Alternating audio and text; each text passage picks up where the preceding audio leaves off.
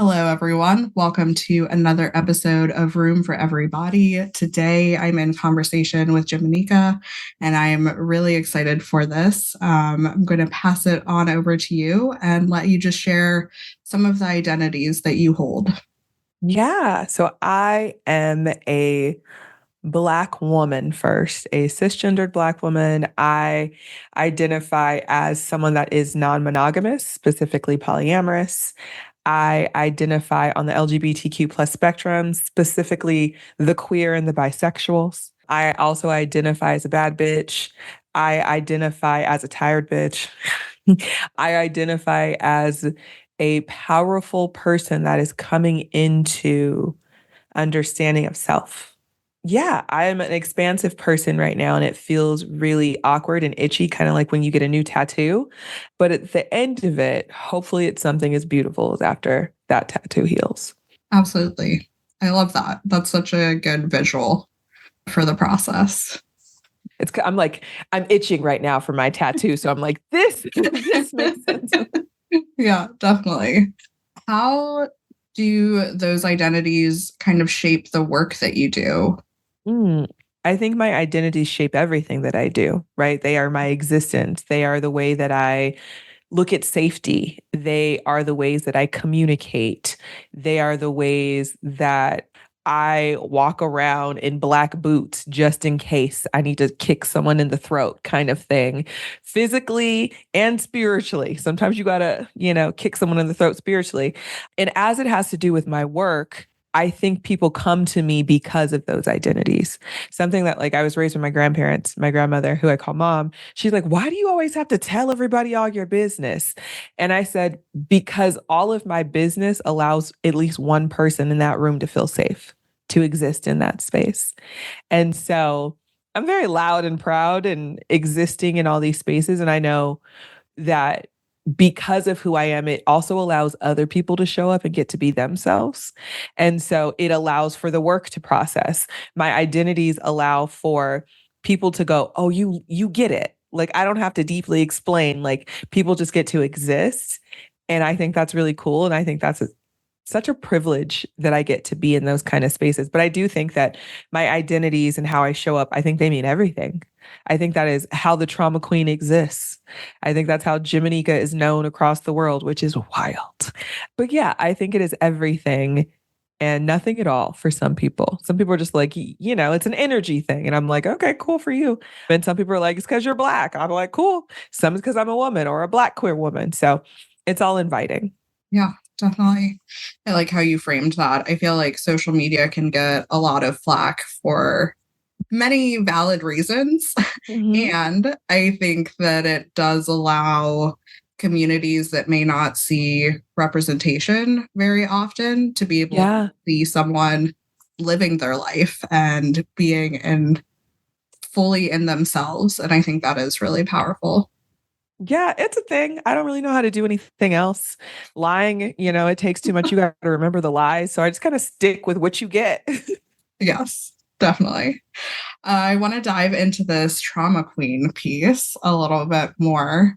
Sure. I'm especially excited to talk to you because I feel like a lot of the prominent voices in the trauma world right now are cis white men, which like they have their place, but really interested to see kind of where do you see yourself overlapping with some of that and where do you feel like your identities differ that you're doing? There are a lot of white men talking about trauma. And it's so interesting because they cause a lot of it. Sorry, I had to get that out the gate. I had to get it out because that's wild. I think that, being the trauma queen is so interesting. I didn't name myself that. Trauma queen was the name of the podcast.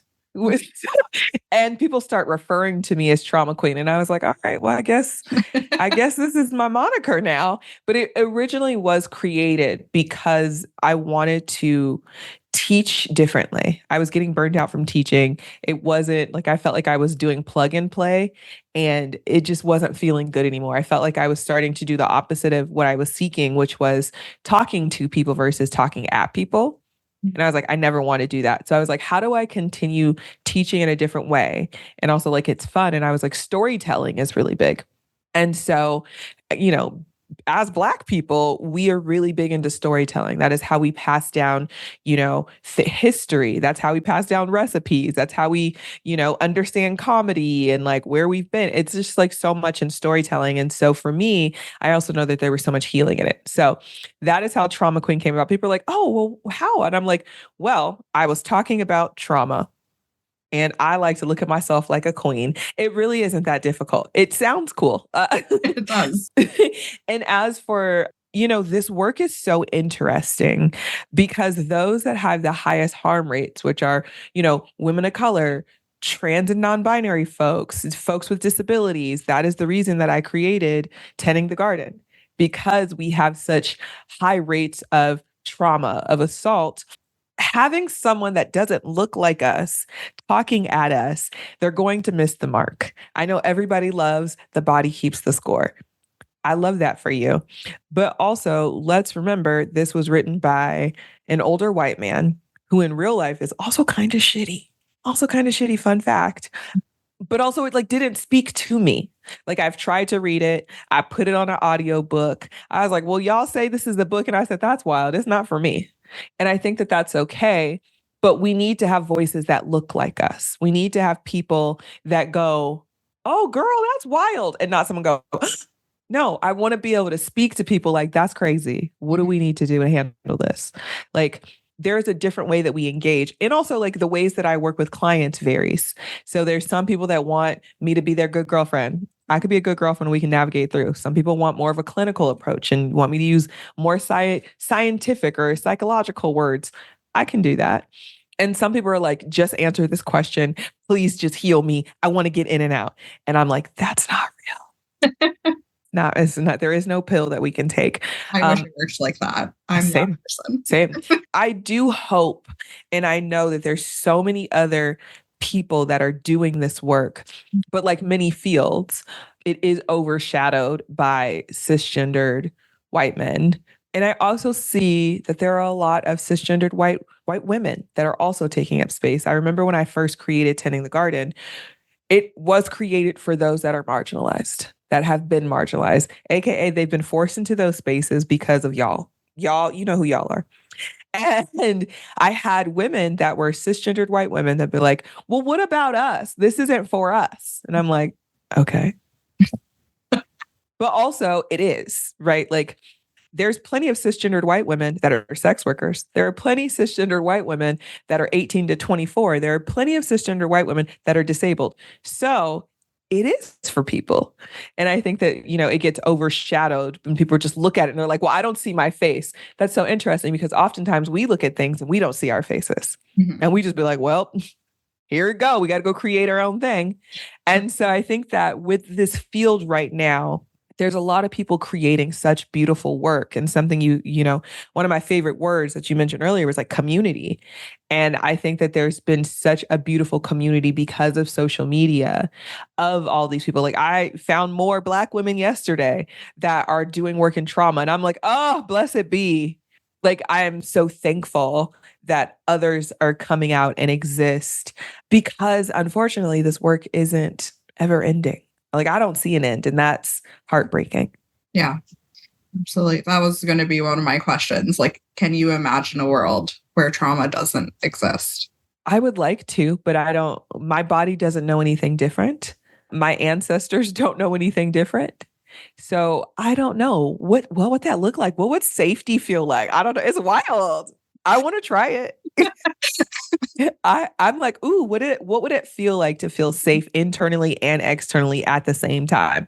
I don't know, but sign me up. Yeah, me too. Yeah, sign me up. Put me in. How do you think that physical spaces could be a tool in our healing? Or do you think they have an impact on our trauma? What do you mean in physical spaces? Like our built environment, like the rooms that we're in, the buildings that we're in, the actual design of spaces. I think that since there have been so many shootings in my lifetime, it has changed the way that I exist in rooms. Right. I don't know about you, but like I walk into a space and I immediately look for all the exits. Right. I walk into a space and I immediately look to see if anyone else has melanation. I walk into a space, I'm like, are there other women here? I walk into a space, is anybody flagging queer? Like, I think having representation in these spaces allows people to feel a little bit safer. But I also think having spaces that are just for whoever you are is also okay. Like when people are like, oh, well, this is a white space. Well, you know what? Maybe white people need to go have white people talk. I don't know.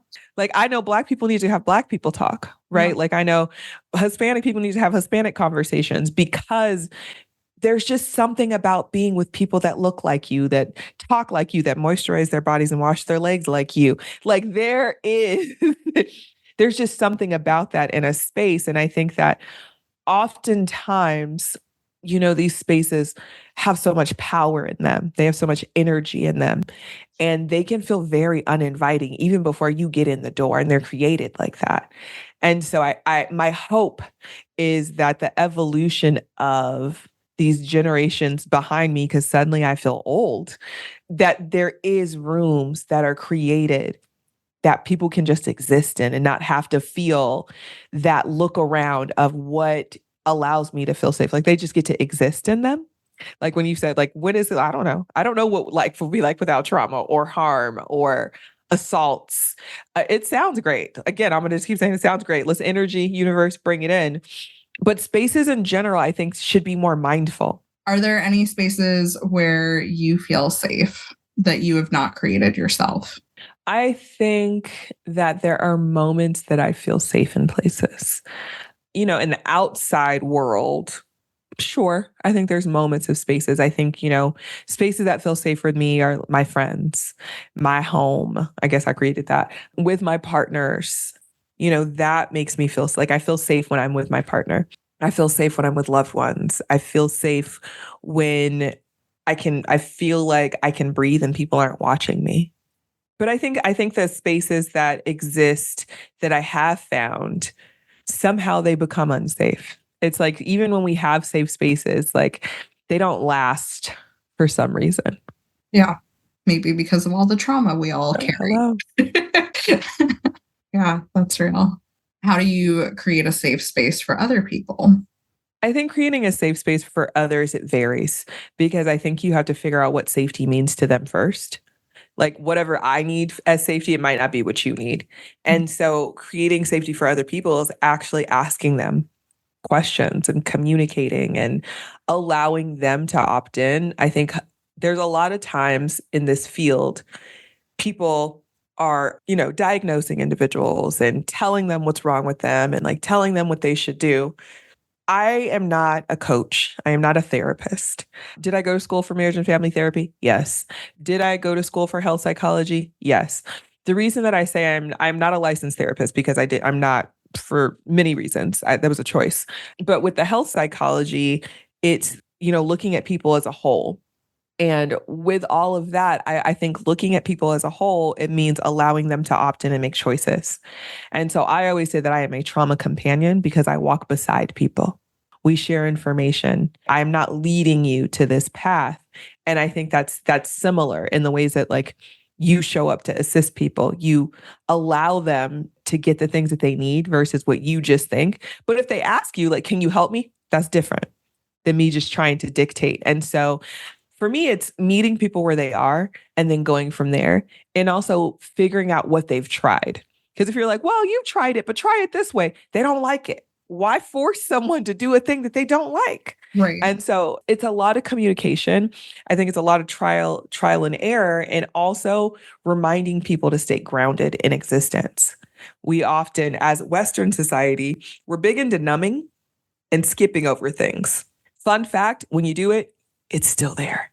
And so, learning how to navigate those things is how I like to work with people, to help them find and figure out what their safety looks like. Yeah. I like what you're saying about companionship. I think that's just a really powerful image to be alongside people, because I have often felt at low points in my life, I envision myself in a pit and everybody's kind of circling the top. And some people are maybe saying hello or throwing a rope, but I need someone to crawl down here and be with me in this till we're ready to move out of it. And I think that's so rare to have that ability and awareness to be with people in that way. I just think that's really wonderful. There was something that I had read before, and it was about what does empathy look like? And it's empathy looks like you getting in there with it, crawling into the hole with someone versus sympathy. And it was like, maybe sympathy is you're looking down and like you're looking down in the hole. You're like, I'm so sorry. Like, I hope you figure it out. Good luck. Versus empathy is like, scoot over. Now we in the hole together. How do we get out of this? And I think that that takes awareness, like you said, to be able to be empathetic, but also it takes awareness when you don't have the capability. Like there have been times in my life that I'm like, I don't have it. All I can offer is some sympathy. I'm not getting in no holes. I'm in my own hole. I don't want to hear shit about what's happening over there. Good luck. I hope somebody throws you a shovel kind of thing. And so it is very interesting over time how it shows up and how it looks. Yeah, definitely. Who would you say that you're currently learning from? I'm very cautious on what type of things I do consume because I want to make sure that I'm mindful that I'm like, no, this is an original thought for me, but also what's an original thought. You know what book I do like, though? That is a trauma book. I like The Tao of Trauma, Tao, The Tao of Trauma. As someone that likes Eastern medicine and Western medicine, I think there's a place for both. I lean more heavily into Eastern medicine, and it talks about, the comparisons and the differences within, and how Western medicine, I think I mentioned this earlier, it's very numbing, and it's like, we got to get through. And sometimes there is a place for that, but Eastern medicine wants to look at the root of it. Like, how do we really exchange and move things and transition things? You got to find the root of it. And so I think there is a place for both, but it's also just like, if you get a cold, do you really need to go to the doctors? What are they going to do? And so it's kind of like we have all these tools. Like there's so many tools within us, we just don't understand it. And so it talks a lot about that. And so that is a really good book that I have enjoyed. Great. Thank you for the recommendation. I also sometimes go in book reading slumps where I'm just like, I don't have the attention span to read the book. No, it's also like television. I don't have it right now. People are like, are you watching? And I'm like, I'm not watching anything. What about? Yeah. You should. I'd be like, that's great. How do you cultivate joy in your life? Forcefully and aggressively. Forcefully and aggressively. Joy is so important to me. My friends will tell you that I center myself. I love my partner. I am so in love with that human. They are my favorite person, but I am my primary partner always and forever.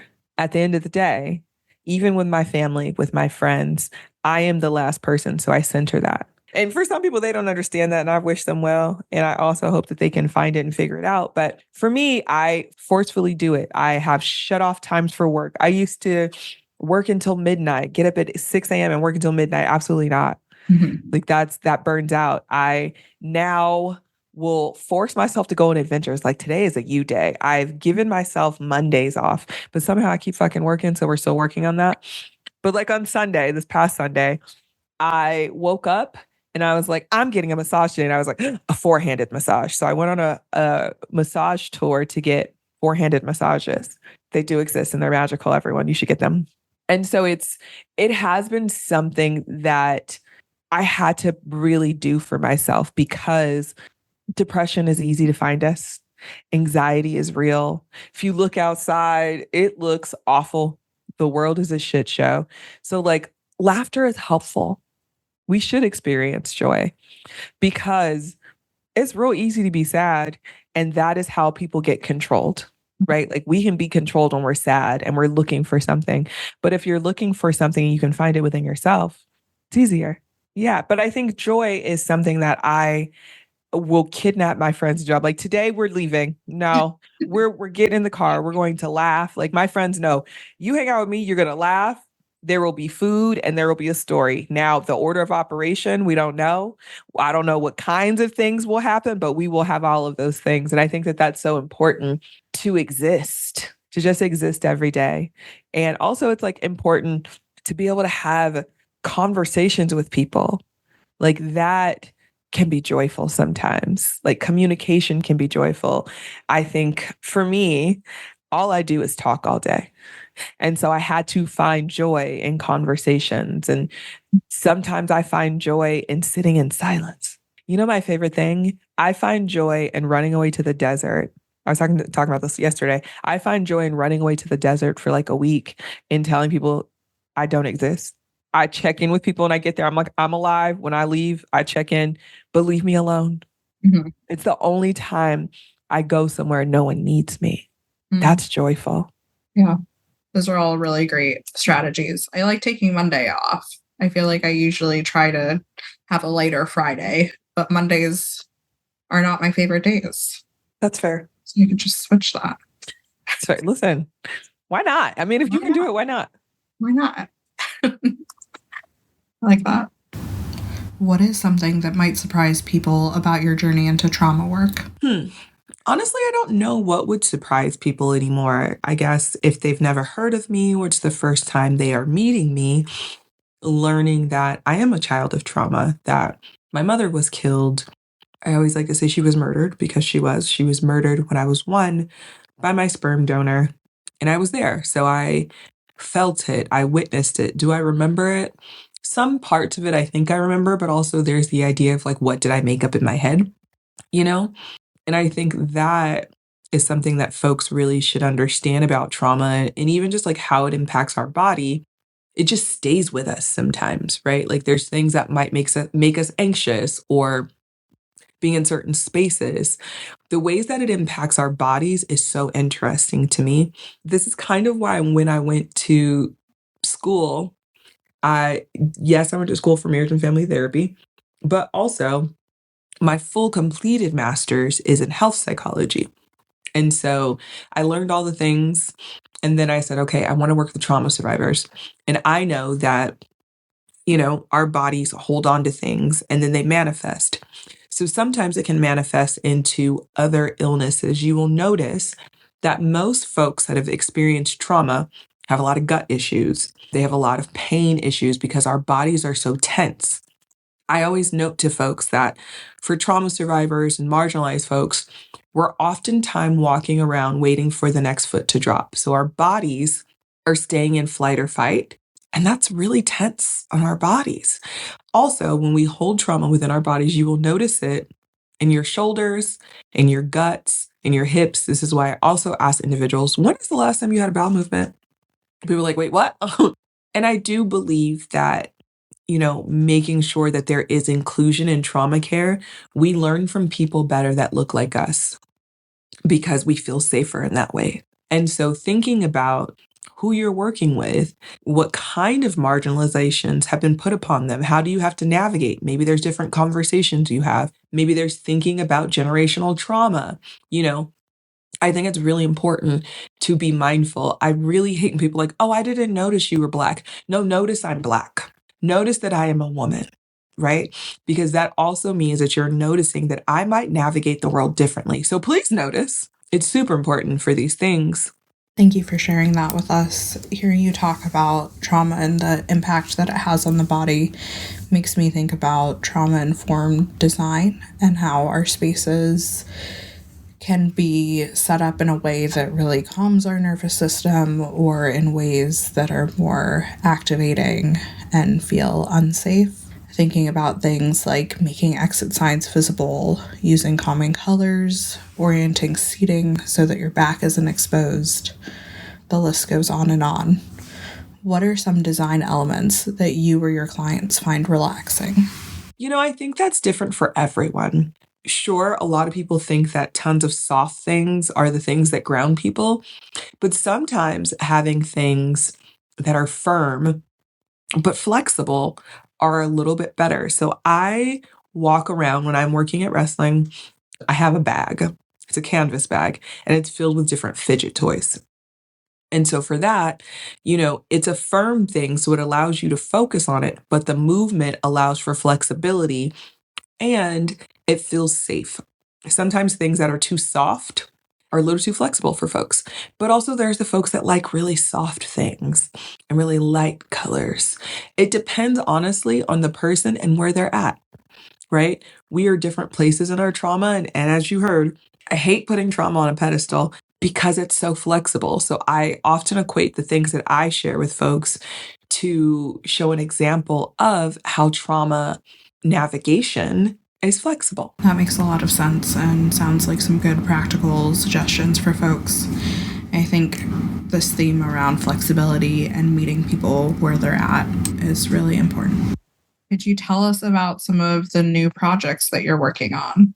Yes. So there's a few new things that I'm working on right now. So there's within the Jimanekia project, which is, my writing and all the things that I do, I'm currently redrafting my workshops.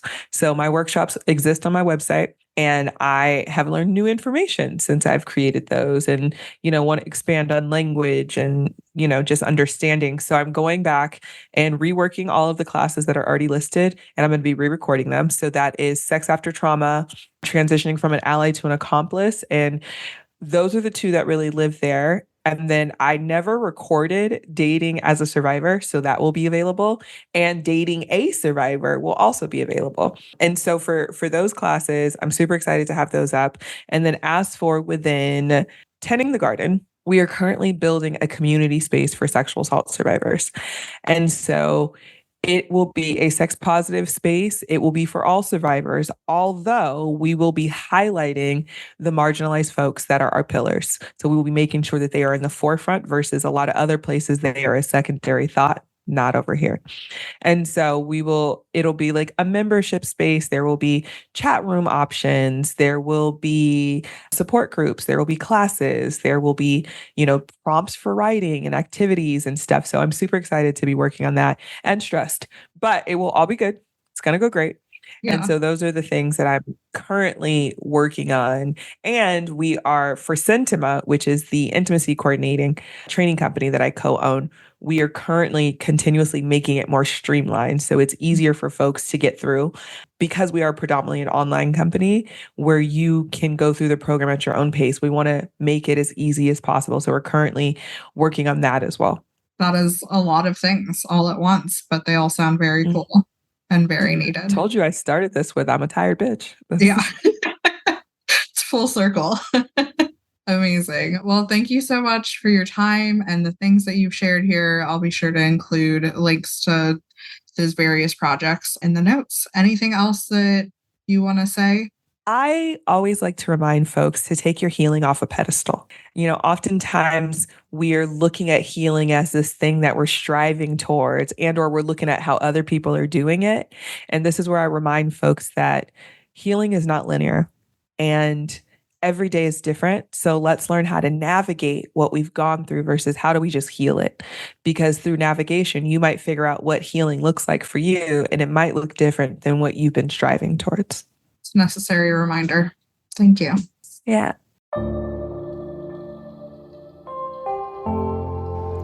Hello, dear listener. Thank you for tuning in for another episode. This podcast is produced by Eden Environments, an inclusive and sustainable interior design firm.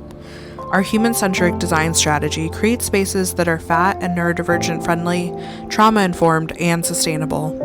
If that sounds like what you need, contact me through Eden's website to get started. For the latest updates, sign up for emails and follow along on your favorite social media platform. And until we meet again, I wish you gentle days.